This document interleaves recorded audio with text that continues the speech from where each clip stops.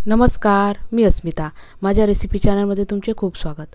थंडीच्या दिवसात इडलीचं पीठ कसं आंबवायचं ही आजची आपली रेसिपी आहे. त्याच्यासाठी इथे मी एक ग्लास सेट केला आहे. ग्लासमध्ये आपल्याला 3 ग्लास तांदूळ घ्यायचे आहे.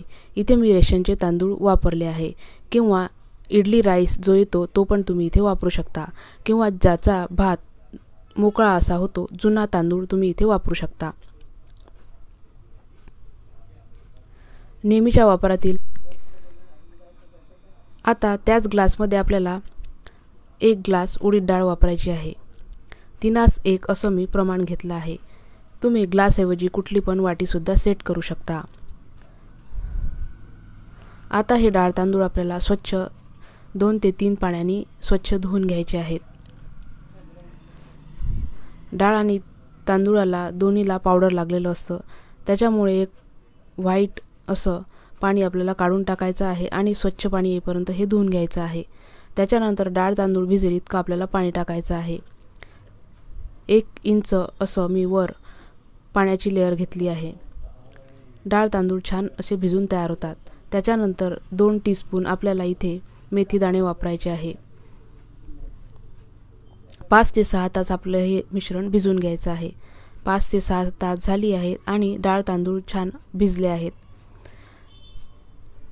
त्याच्या आधी आपल्याला इथे पोहे घ्यायचे आहेत. पोहे हा एक सिक्रेट इन्ग्रेडियंट म्हटला तरी चालेल. विंटरमध्ये आपल्याला इडलीचं पीठ पटकन आंबत नाही. पोह्यामुळे फर्मेंटेशन प्रोसेस ही फार फास्ट होते. पोहे धुवून घ्यायचे आहे आणि थोडा वेळ भिजत ठेवायचे आहे. त्याच्या आधी आपल्याला डाळ तांदूळ हे वाटून घ्यायचे आहे. पोहे आपले एका साईडला भिजत आहेत. आता आपण डाळ तांदूळ हे स्मूथ असे वाटून घेऊ. मिक्सरच्या भांड्यात डाळ तांदूळ घ्यायचे आहे आणि ज्या पाण्यात डाळ तांदूळ भिजवले तेच पाणी आपल्याला इथे बॅटरमध्ये वापरायचं आहे.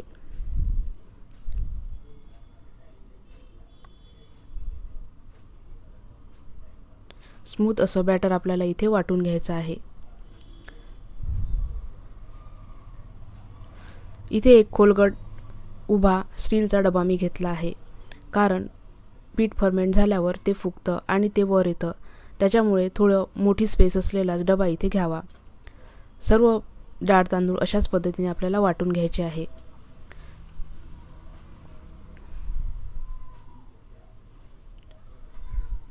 आता जे पोहे भिजत घातले होते ते पण आपल्याला शेवटच्या डाळ तांदूळ जे आहे त्याच्याबरोबर असं वाटून घ्यायचं आहे.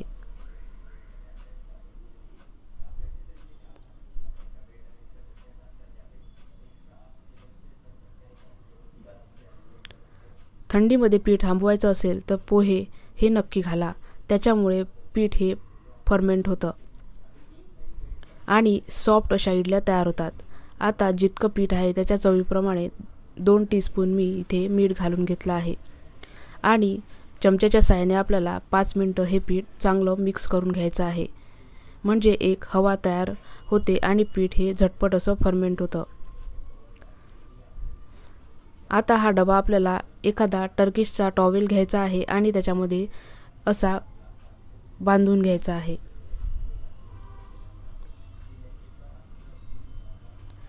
तुम्ही कुठलं पण गरम चादर किंवा ब्लँकेट इथे वापरू शकता आणि एका लाकडी कपाटात आपल्याला हा डबा ठेवून द्यायचा आहे.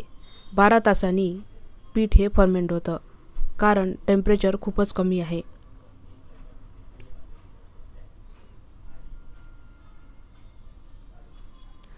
अशा पद्धतीने मी टॉवेल असा डब्याभोवती गुंडाळून घेतला आणि हा डबा मी एका लाकडी कपाटात किंवा कुठल्या पण गरम ठिकाणी तुम्ही इथे हा डबा ठेवू शकता.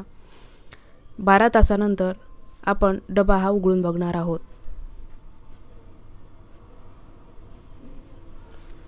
पीठ हे फर्मेंट झालं आहे. याच्याही पेक्षा जास्त जर पीठ फर्मेंट करायचं असेल तर हा डबा 3 ते 4 तास नॉर्मल टेम्परेचरमध्ये ठेवून द्या. पीठ हे फसफसून वर येतं. म्हणजे 14 ते 15 ताससुद्धा तुम्ही हे पीठ आंबवून घेऊ शकता. आता आपण इडल्या करायला घेऊया. इडलीच्या साच्याला आधी तेल लावून घेऊ.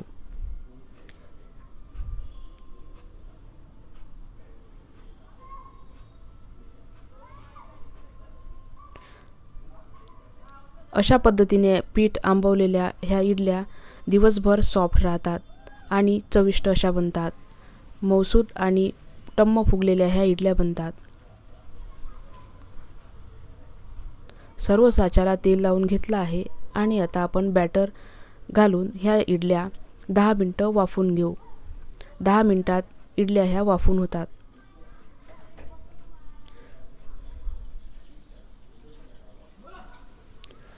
इथे तळलेले काजू किंवा पानं सजावटीसाठी तुम्ही वापरू शकता. दिसायला छान दिसतात आणि मुलांना काजू वगैरे घातले की इडली खूप आवडते.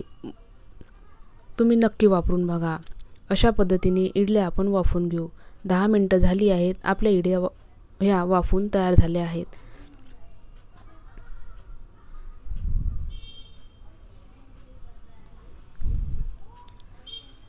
छान जाळीदार आणि मऊसूत अशी इडली ही तयार झाली आहे.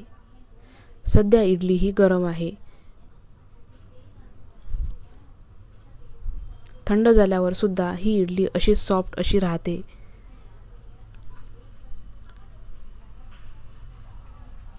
व्हिडिओ आवडल्यास लाईक करा, शेअर करा, सबस्क्राईब करा. धन्यवाद.